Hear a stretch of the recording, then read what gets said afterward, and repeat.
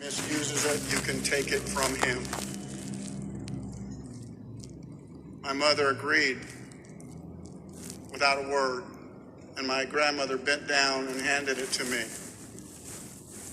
Those words spoken to my mother never left me, and neither did that BB gun.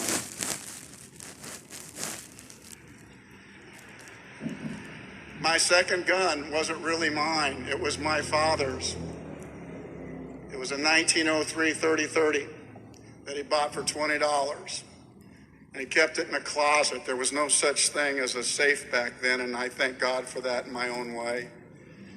And when my parents would leave, I would take that gun, I would bring it into the living room. I would lean it back across the couch. It was too heavy for me to hold. And I would aim it at the TV, dropping every bad guy before the hero gave them too much time, which in my mind they often did. I dry fired that 30-30 so much that the night before my father was to leave on a deer hunt to the high Sierras, he realized that the firing pin was broke.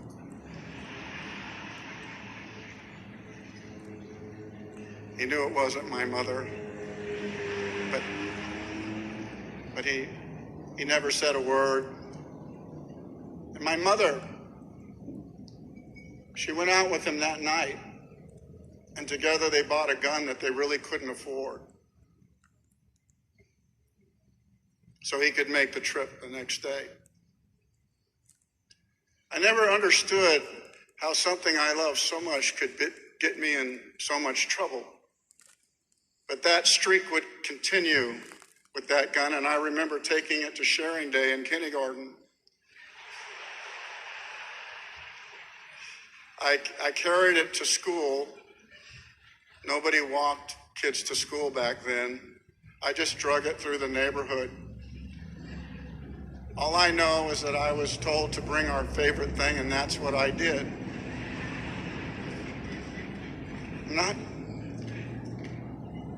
I'm not sure what happened after that, but I remember being sent home with a note pinned on my shirt.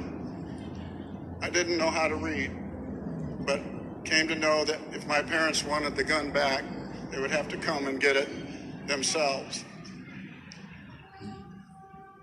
I wasn't in trouble all the time, but I was in trouble a lot. I never saw that gun again until much later in my life. My next gun was a Benjamin pellet gun. It was the gun that really taught me how to hunt. You learn a lot when you only get one shot and you're hunting on someone else's property. It was passed down like most things I had, but that didn't matter. What mattered was it didn't have the arm of the bolt anymore to pull it back. So I put a screw and a nut through a tiny hole to make it work. And when that finally wore out, I just started carrying a rusty pair of long nose pliers that I could get out as fast as any gunslinger and pinch that bolt and get it straight back and ready to go. Everything I killed with that gun, I ate. Every skin I took, I tried to sell at school. And that became as big a problem as the 30-30.